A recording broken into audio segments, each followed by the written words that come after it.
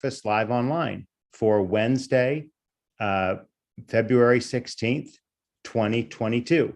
I'm Drew Clark. I'm editor and publisher of Broadband Breakfast, and very excited to kick off a slightly different event from our normal format. Today, we're going to be talking a little bit about the role of states and the specific role that state broadband officials will be playing in the broadband build-out. We have had a number of programs of a similar nature along these lines already.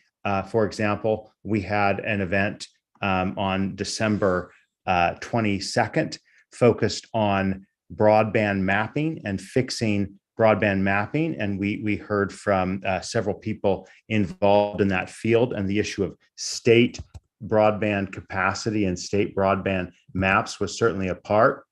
We had another issue on just 2 weeks ago, kind of a Groundhog Day special on broadband mapping. But we have had other sessions, for example, one March of last year, where we had 5 broadband directors on our program to talk about we called it the role of state broadband authorities. This was March 31. We had people from Maryland, Hawaii, Illinois, Colorado, and Indiana all speaking to us about the crucial role that state broadband officials were playing. So today, we're going to step back a little bit. We're going to talk a little bit about the role that broadband officials are playing, some of the questions that I'm hearing from my interactions with them.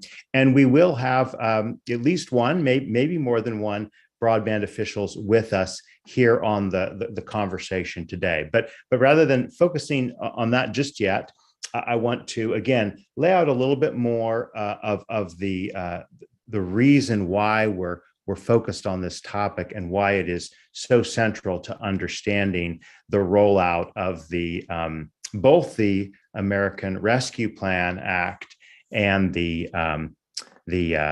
Infrastructure Investment and Jobs Act. So backing up just a second, thanks again to everyone for being with us.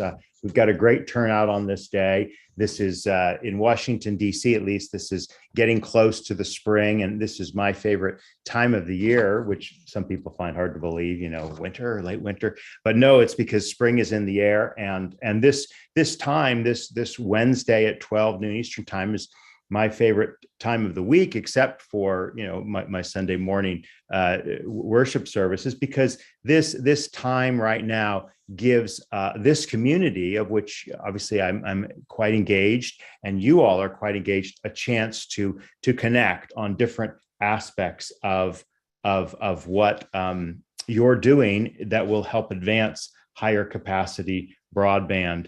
As you know, our motto is better broadband, better lives. And that applies not just to the higher capacity infrastructure, but to the way it is being used. And I might say, particularly for this discussion, the way we are planning to use it, the way broadband officials are gearing up at this very moment to address this.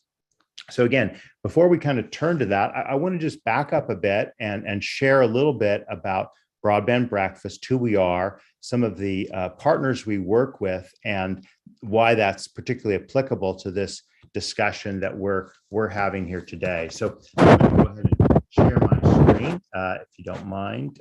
Just give me one moment here, and I will do that.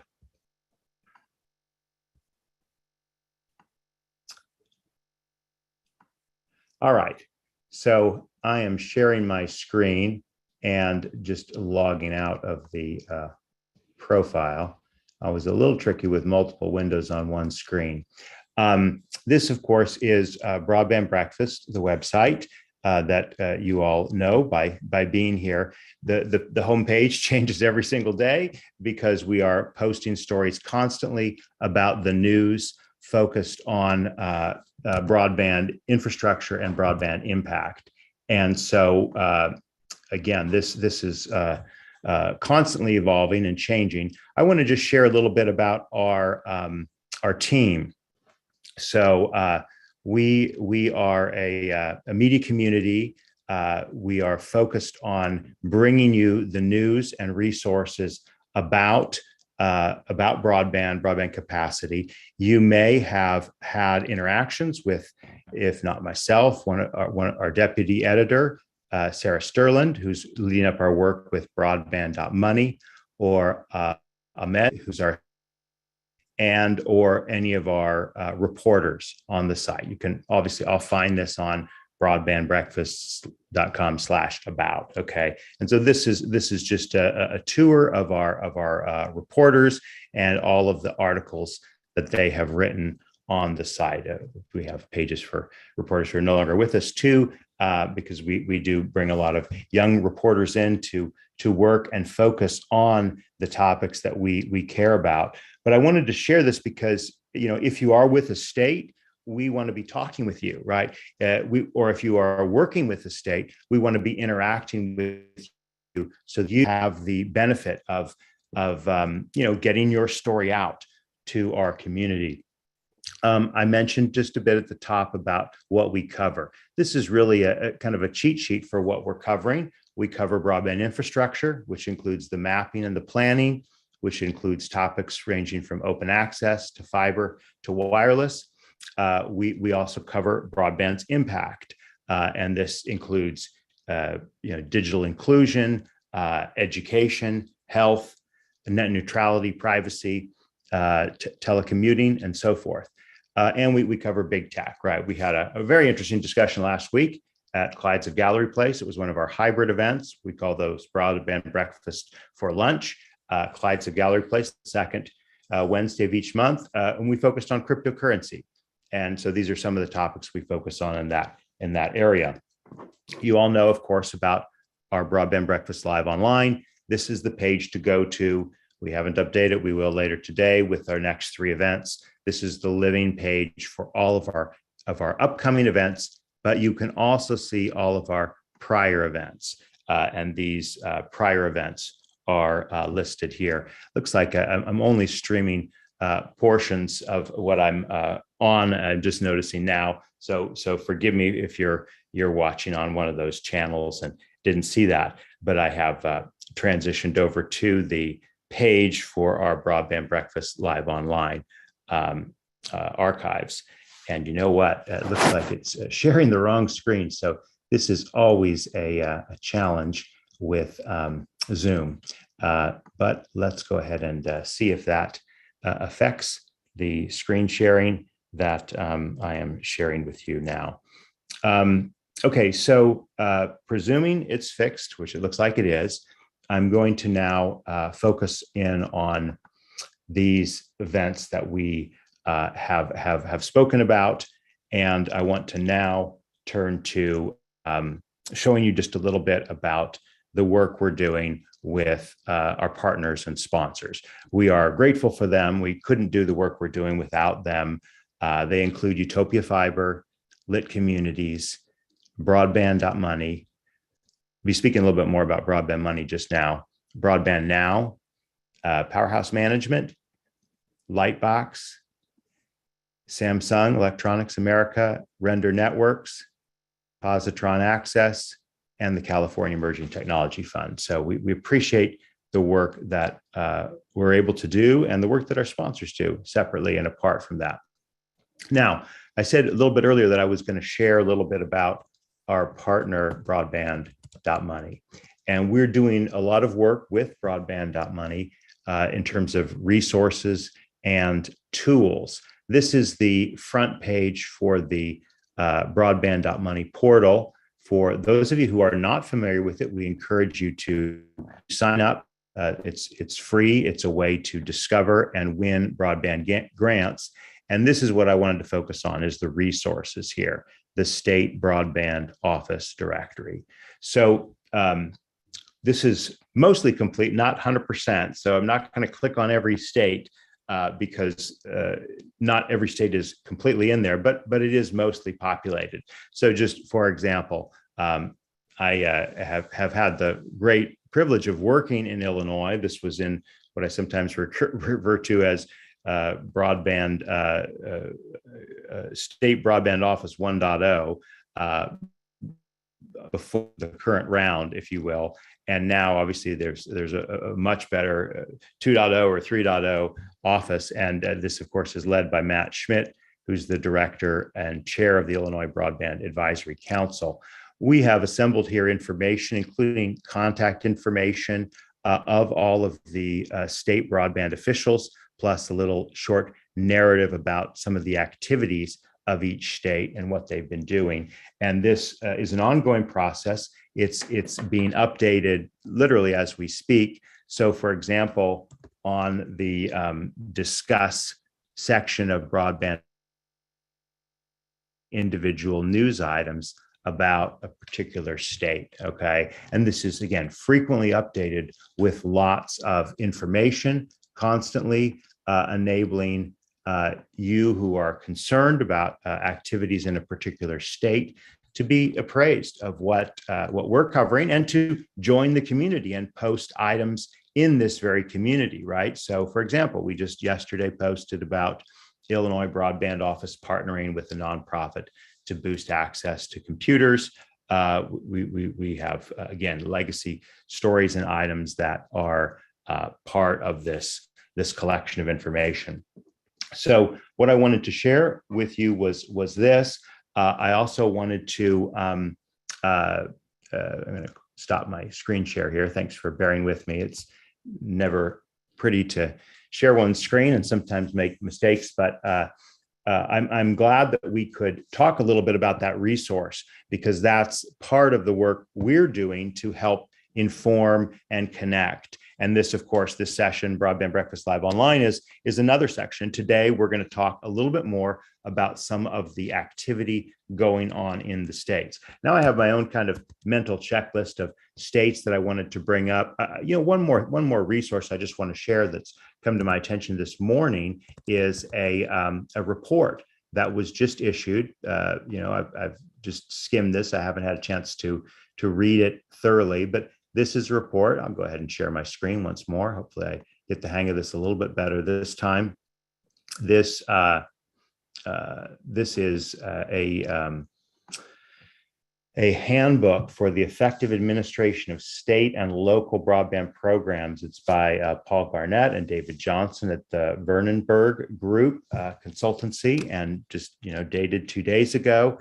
This resource provides tools, and as it says at the start, it focuses on Handbook is intended to help states, cities, and local governments effectively administer American Rescue Plan Act and Infrastructure Investment and Jobs Act funds. It's got a lot of great resources and tools. We've already posted a quick item about this, and as we'll do for other resources that we become aware of and share.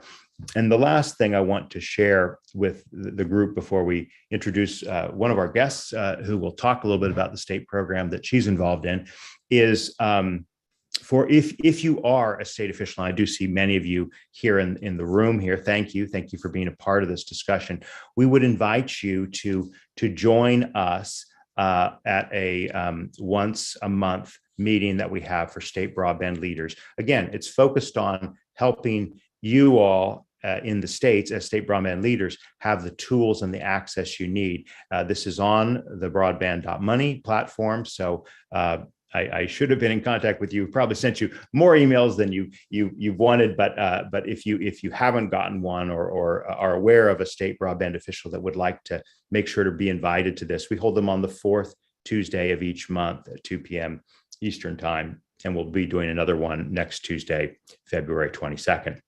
So those are some of the resources I wanted to share with each of you. I see that we've been joined by two now state officials. There are certainly more, and if you'd like, use the chat window. It's open, it's accessible. You can speak to the community. Obviously, please be respectful. We hope we don't have to change that or kick people out, because we want to encourage an elevated discussion.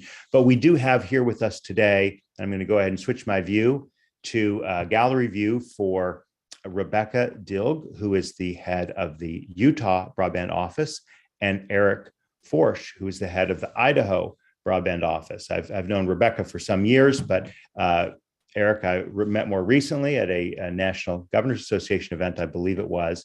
And we're really glad that you two can join us and speak to some of the questions that we're focused on here today. And so let me just repeat them for everyone's benefit. We would really love to hear from you about the concerns that you are having, like maybe not concerns, maybe that's too strong, the questions that are uppermost on your mind about implementing the American Recovery, the American Rescue Plan Act dollars and the Infrastructure Investment and Jobs Act. What have you done thus far to prepare for what everyone expects to be an infusion of federal funds of at least $100 million for each state, but that's just the baseline.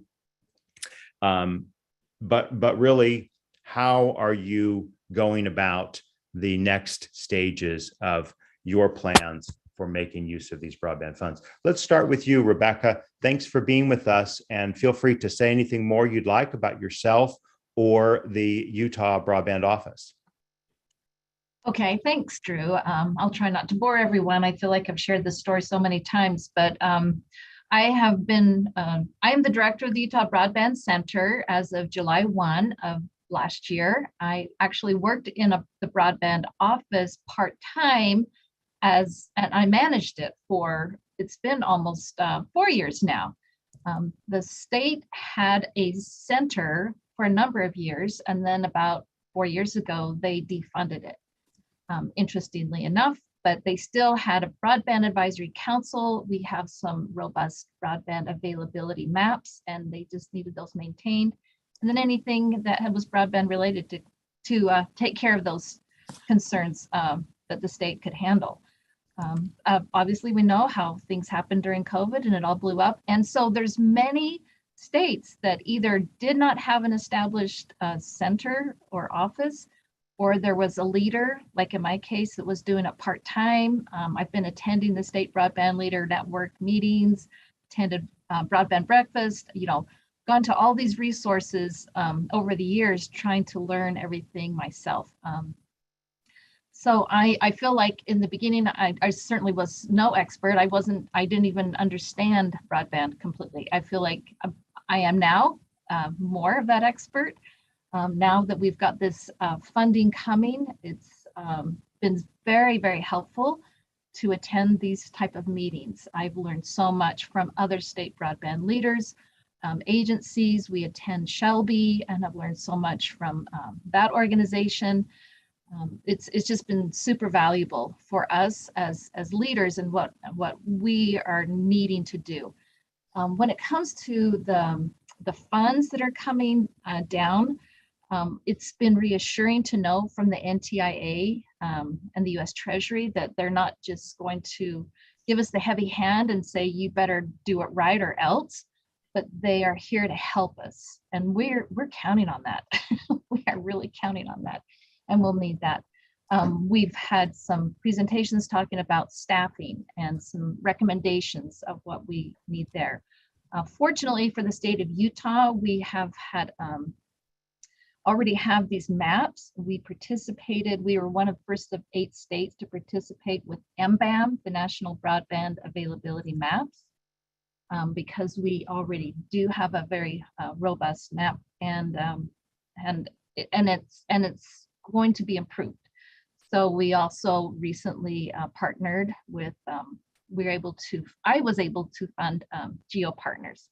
That's been the other challenge too, is there hasn't been a lot of funding that's gone towards our programs. I don't know how it is in other states, but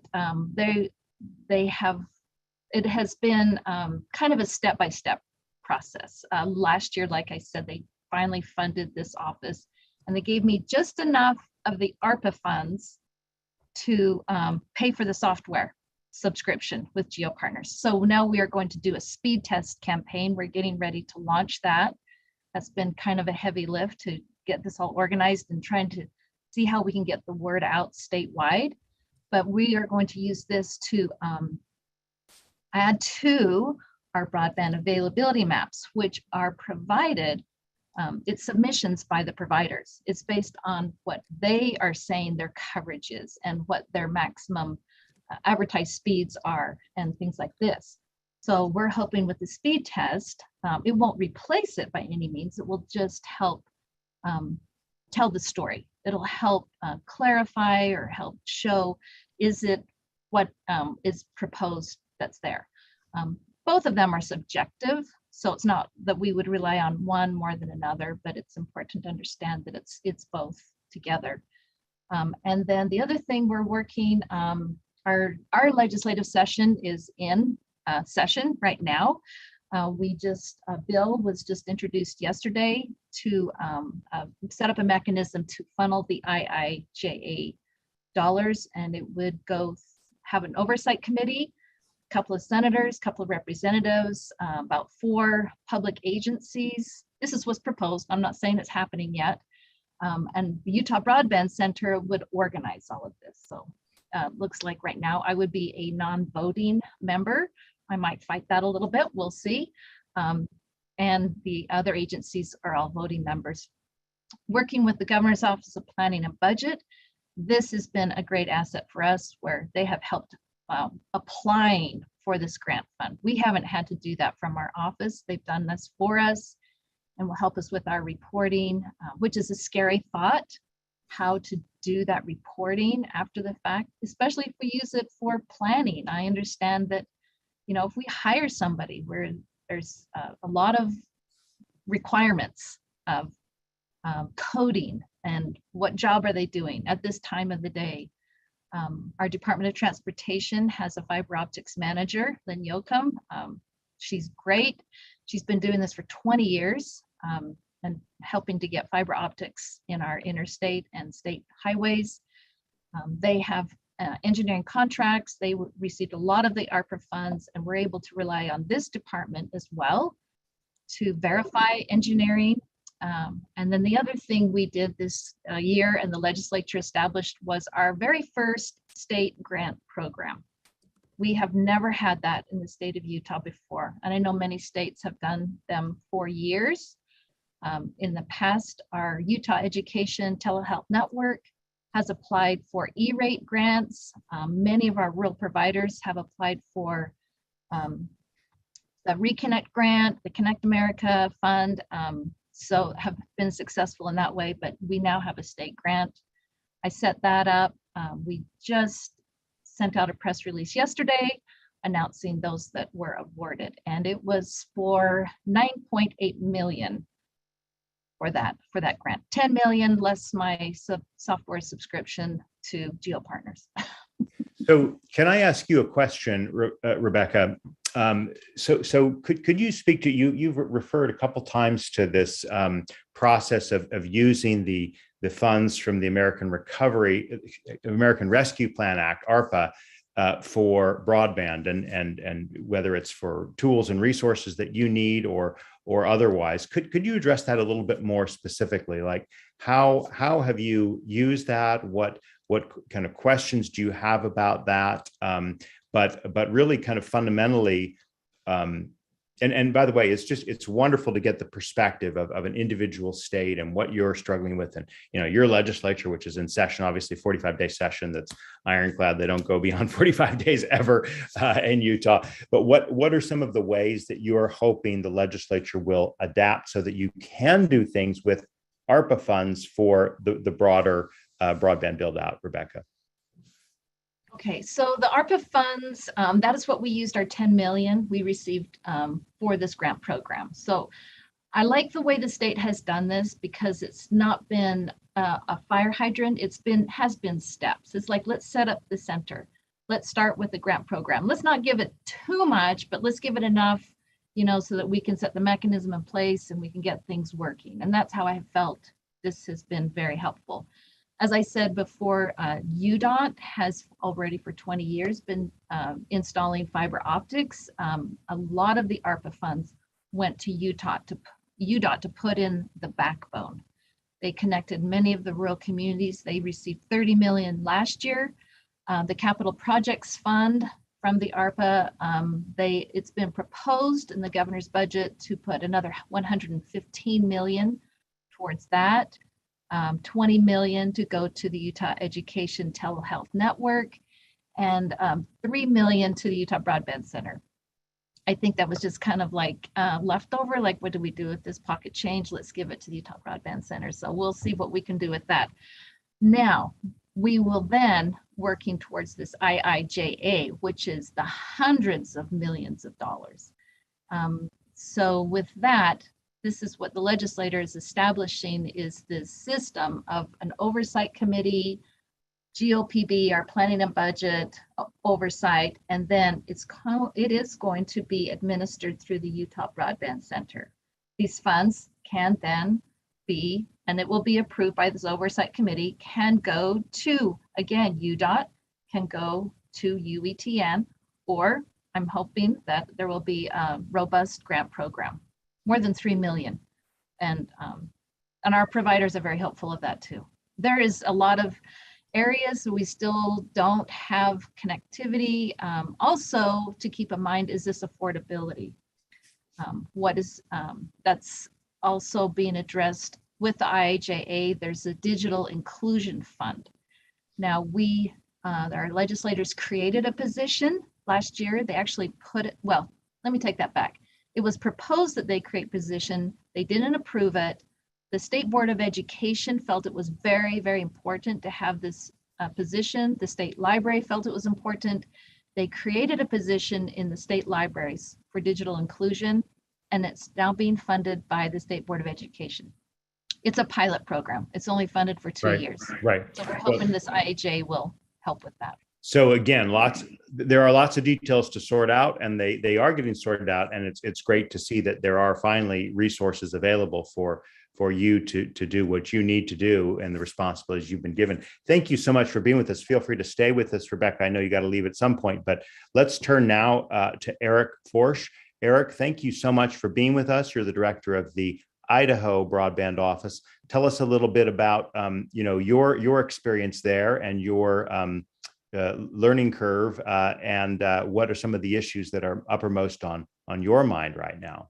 Yeah, thanks, Drew. I really appreciate the opportunity to chat today, and it's an honor to go after Rebecca after I try to steal and borrow so much information and best practices from what's going on in Utah. So it's always good for us in Idaho to kind of learn from our neighbor states. So we appreciate all the hard work they're doing, because it always helps us. So it's been, I think when we look at broadband and what we've accomplished in the state of Idaho, we've, to kind of like echo Rebecca's points, there's been a nice steady progression. We've made steps every single year, which I think is what has been really crucial. And I know I'm really appreciative of, for those steps, because I would not really want to be in the place of maybe a couple other states that hadn't set up offices prior to the fall of 2021. Because I can't imagine the sort of workload and the craziness around that process if I didn't have the kind of years of experience behind us. It's starting from scratch seems awfully daunting. But we in 2019 we established Governor Little established a broadband task force. So in that task force, there was a large membership or a large number of participants in that task force. But the great thing was it contained universities, it contained tribes, ISPs,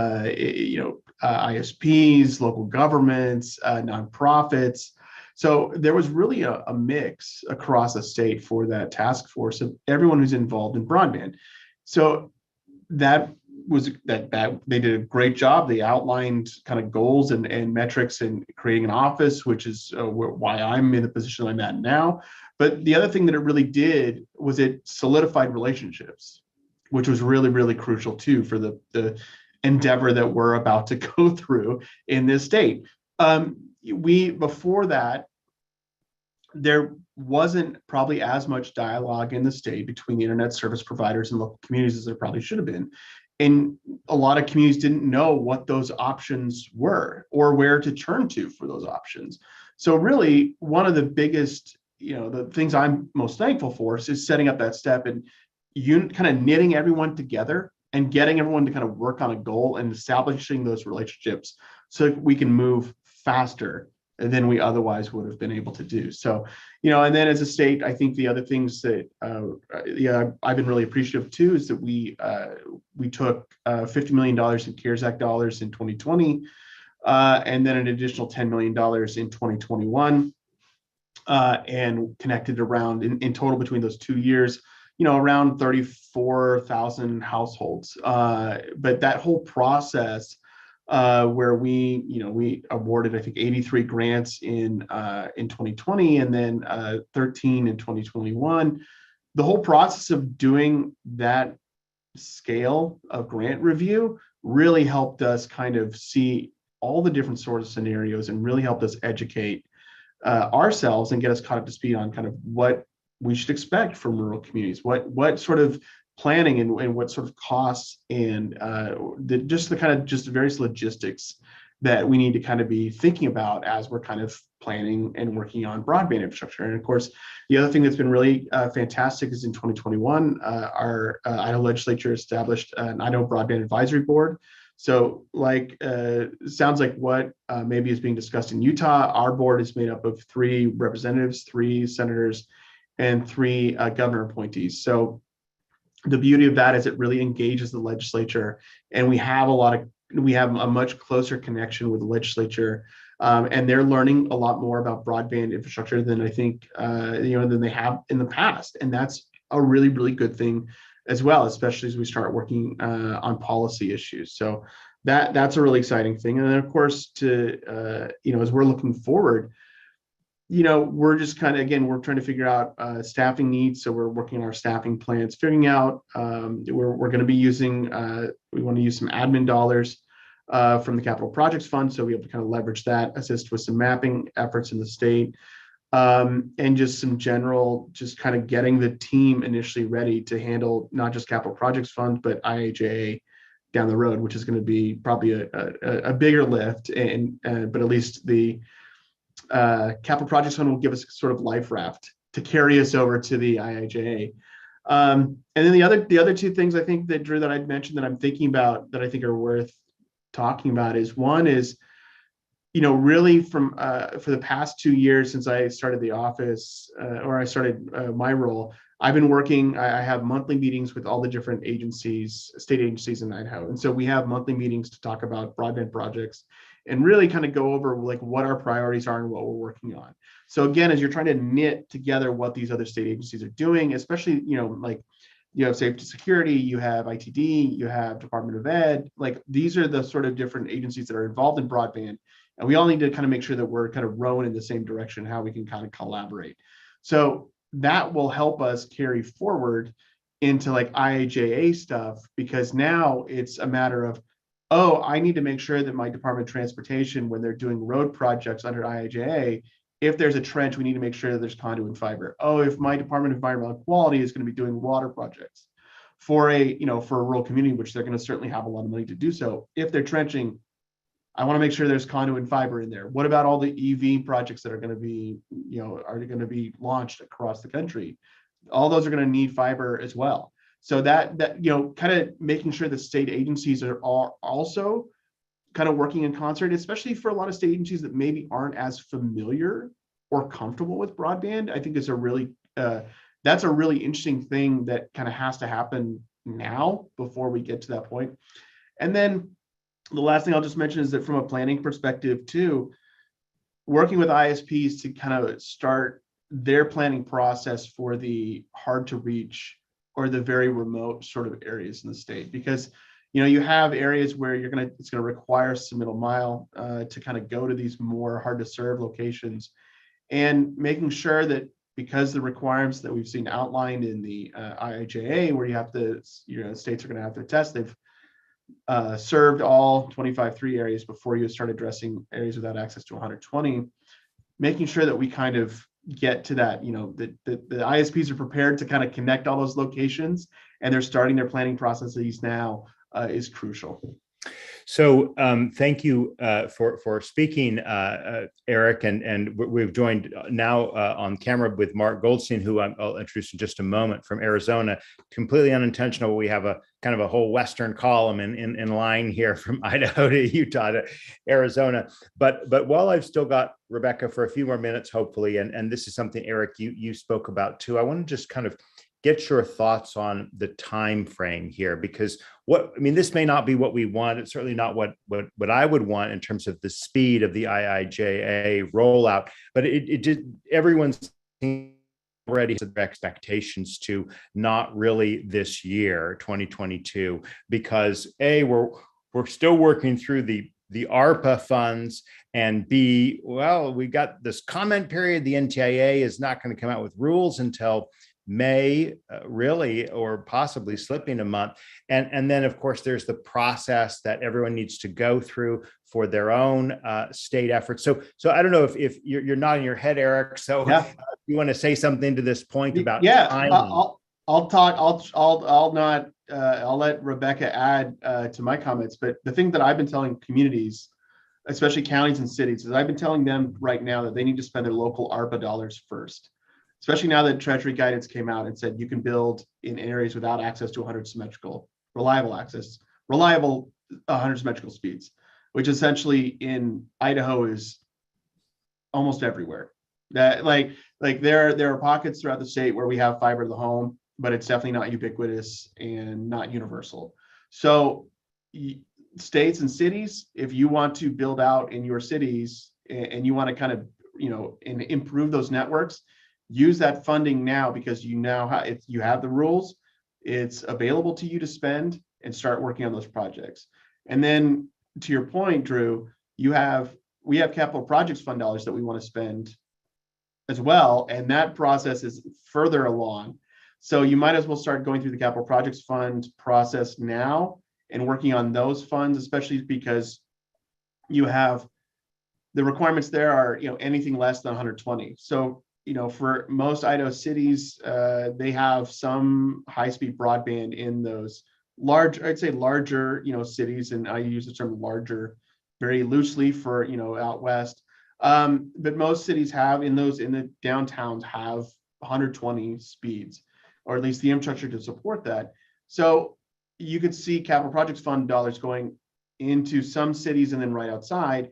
And then, of course, layering on top of that IIJA, where you're going to be, the priority is rural first, then backtracking back to kind of maybe more urban adjacent rural areas. So that's kind of the process, at least that I'm thinking about in Idaho. Well, great summary.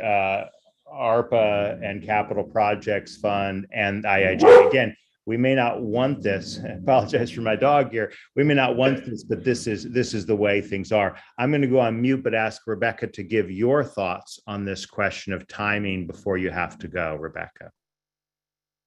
Well, I don't know that I can add much more than what Eric said. In fact, I'm sitting here taking notes. Like I said, I learned so much from all the other state broadband leaders. I think the timing, I've heard, that everybody says, oh, there's no way the FCC is going to get these maps out. Well, I heard just the other day that no, they have a capability to do this. So I'm thinking we may just be surprised, and wouldn't that be great if everything happens right when they said it's going to.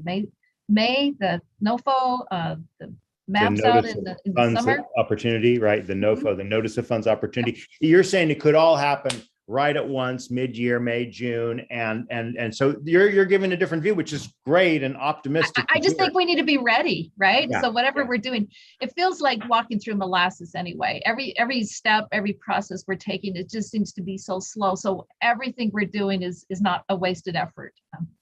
Just be ready as much as we can. All right. Well, please stay with us as long as you can. We want to welcome Mark Goldstein. Tell us a little bit about yourself, Mark, and the role you're playing or supporting in the Arizona broadband efforts. Sure. Thank you, Drew. Good to see you. And Eric, good to see you. I met you just last week, you and the Idaho director on a call. So I have a research and consulting practice, International Research Center, but I helped found the Arizona Telecom and Information Council now a full 30 years ago. And for the second time in its history, I'm chairman. Because of the pandemic, I stepped in. We've built a big digital equity effort here, the Arizona Broadband Stakeholder Network. We meet every Monday with 40 to 60 people from Department of Ed, the Commerce Authority, libraries, and then up and down the provider and nonprofit food chain. Our state director for broadband is Jeff Sabatka, who some of you may know. That's at the Arizona Commerce Authority. He's always there on our Monday calls. We really are the driver of a lot of connection and information passing. So at the Commerce Authority, there's a bill in front of the legislature. It just went through House Commerce here yesterday to formally establish a broadband office. Jeff has had an open rec for assistant director of broadband, and with the creation of the office, we'll hire more staff. Of course, there's money that I think Rebecca mentioned from the Treasury for planning and other things that will source and support that. So what have we been doing? 2 years ago, we had a $3 million broadband grant program at Commerce with legislative appropriated money, or actually be almost 3 years now. It was pre-pandemic.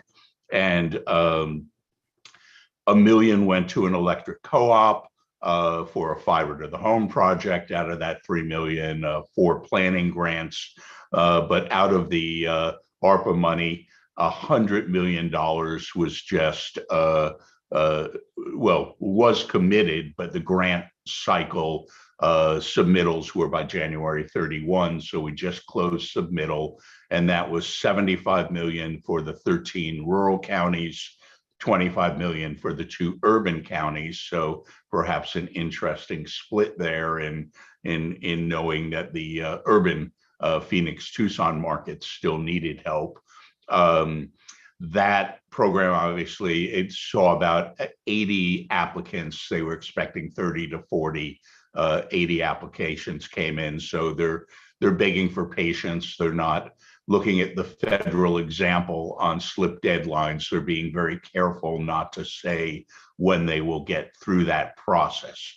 So certainly that's a big boon. $100 million going out on the street, certainly oversubscribed, anticipating that some of the Treasury, 191, I believe, million for Arizona, will refresh that program, and then the BEAD money will refresh it once again. So that should be a churning machine.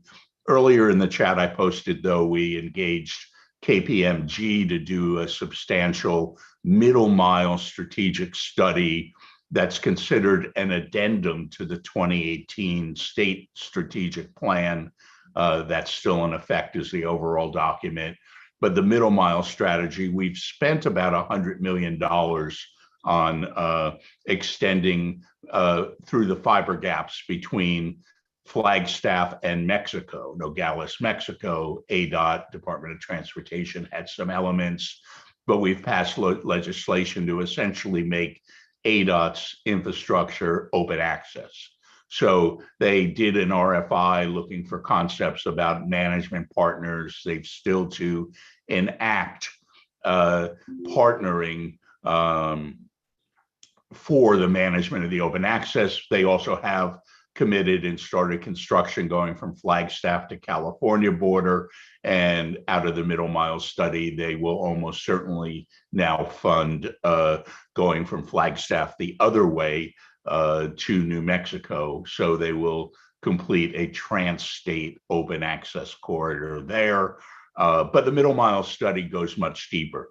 Very interesting metrics. I did put the link in the chat about how to gauge return on investment and value underserved communities and those opportunities. Some very good work about modeling how to invest in middle mile with limited resources for the most impact and the most egregious shortcomings in broadband.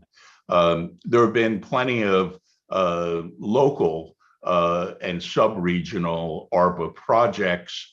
Just one of them I'll mention I find interesting is there's something called the First Mile Project. The Department of Education gave them, it's a nonprofit, Department of Education gave them $1.5 million. They issued 5 RFPs for extremely remote rural communities to connect students. And those students' homes were named.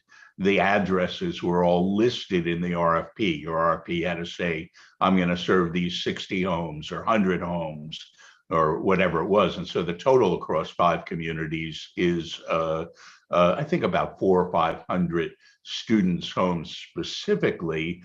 And they're now all lighting up fixed wireless access and have issued a second round of 5 RFPs. So plenty of other little anecdotal stories with ARPA funding, a nice CBRS network up in Tucson being challenged by some incumbents for the goal of offering service by a municipality.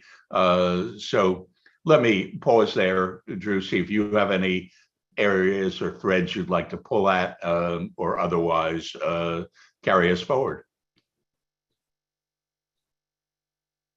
You're muted. It happens all the time. We mute ourselves and we think we are unmuted.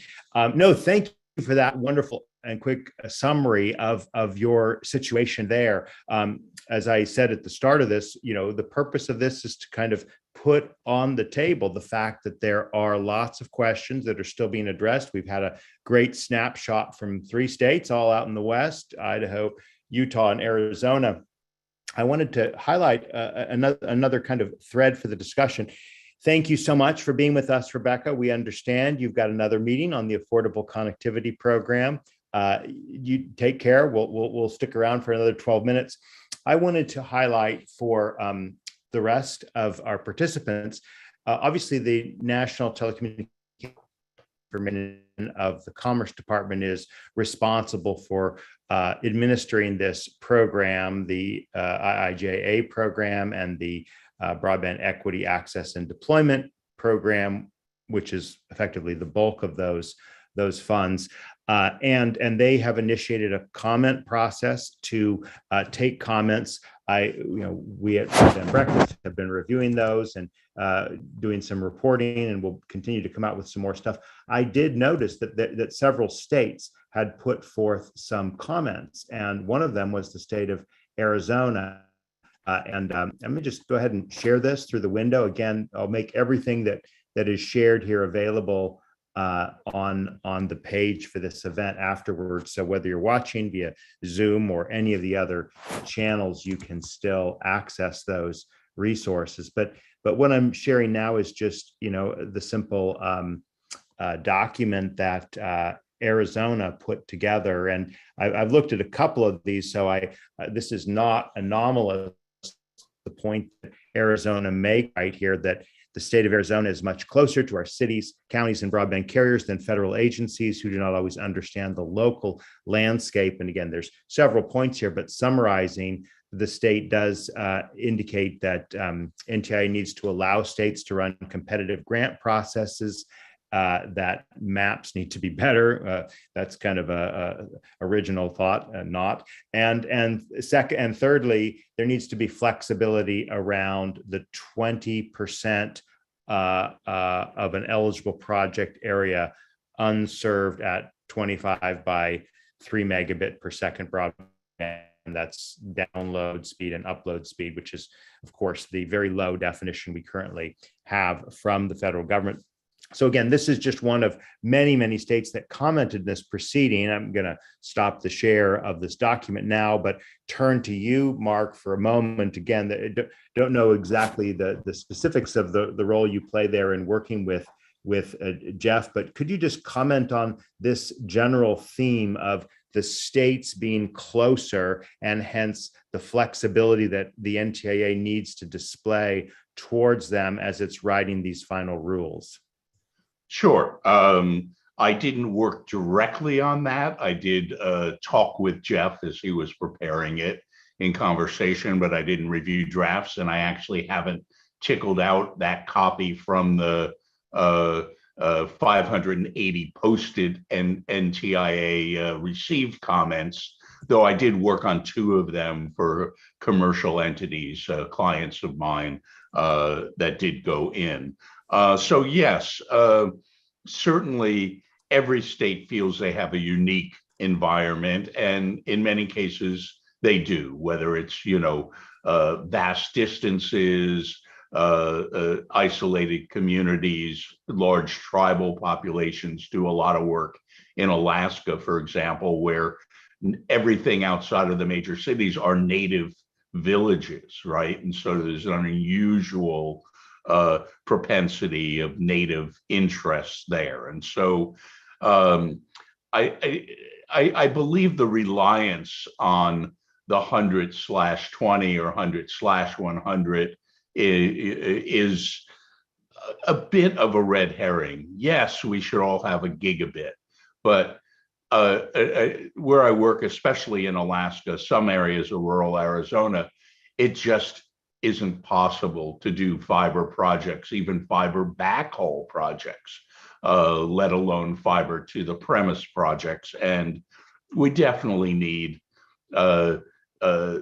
distinct carve-outs for circumstances that the states can adequately present a rationale, a cost model that says, we're going to be happy still with 25/3 in this community that has nothing, because we can accomplish that for $5 million and fiber would be $120 million, right? I think there's the need for adaptability, as Jeff says, and as you well know, the states being on the ground, engaged with the stakeholders, both the providers, the communities, and the other interested parties, libraries, healthcare, and so on, is really in the best position to craft kind of the layer of rules that go above the federal layer of rules.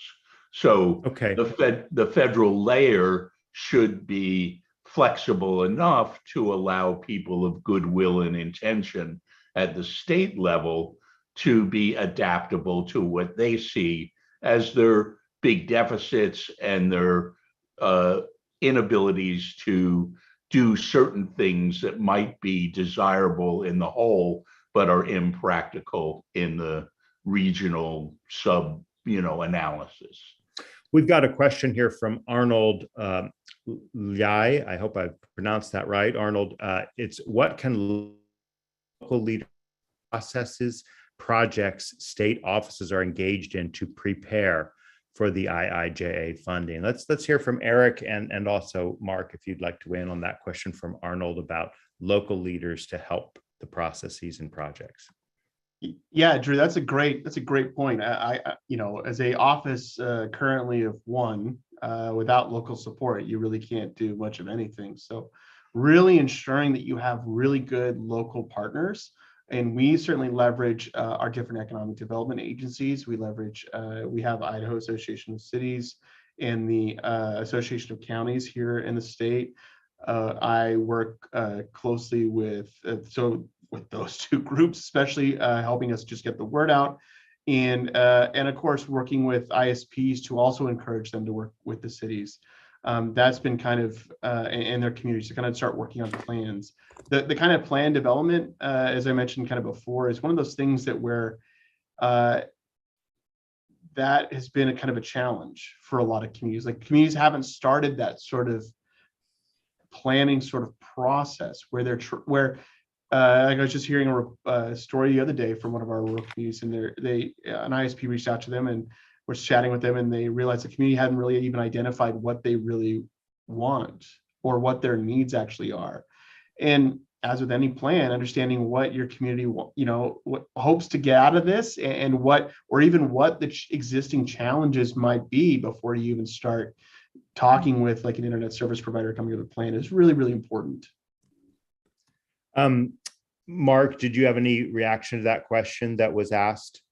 Yeah, for us, I mean, preparation for the infrastructure BEAD money, which will be enormous. It'll be a once in a generation or a once and forever influx of money, Here, I think our staging is to go from the $3 million grant program to the 100 million cycle just concluded, overlay the federal rules when we refresh with Treasury money, overlay and adapt the rules when we refresh that grant with BEAD money.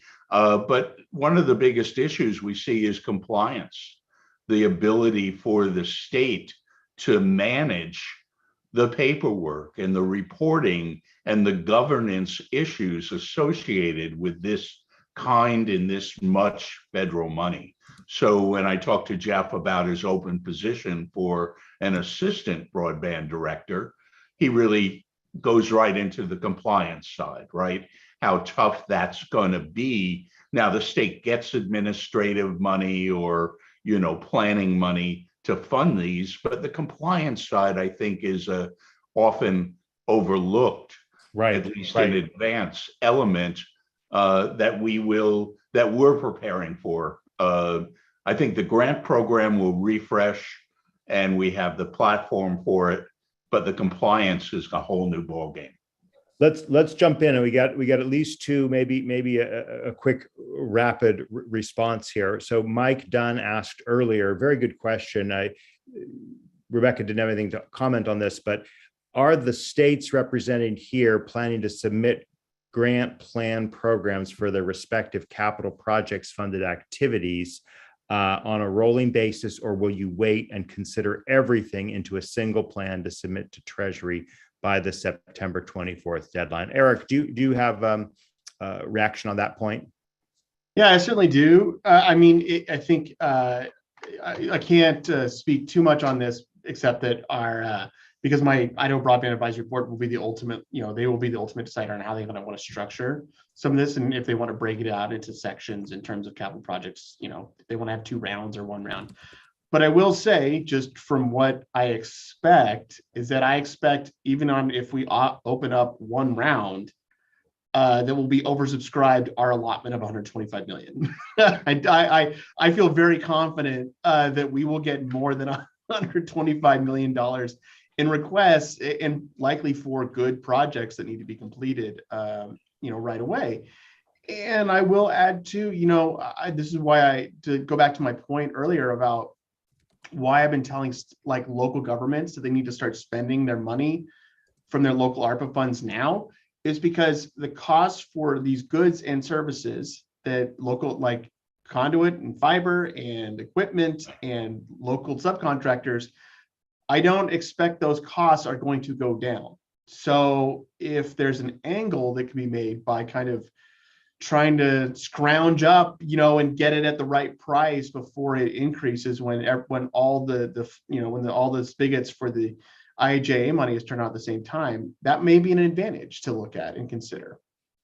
We are running 1 minute out from our closing time, so I'm going to give both of our questioners an opportunity to offer any final thoughts and react to that question. We also had another question about M-Wave, if either of you want to tackle that, but so great to have you both with us. Quickly, Mark, what is your reaction to this question? I believe we will file a consolidated plan, splitting the money between new middle mile projects from the strategic plan and refreshing our grant program sooner rather than later.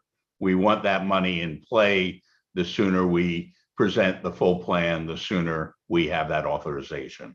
So as to M-Wave, I think there's an interesting discussion about backhaul and a common misunderstanding over provisioning.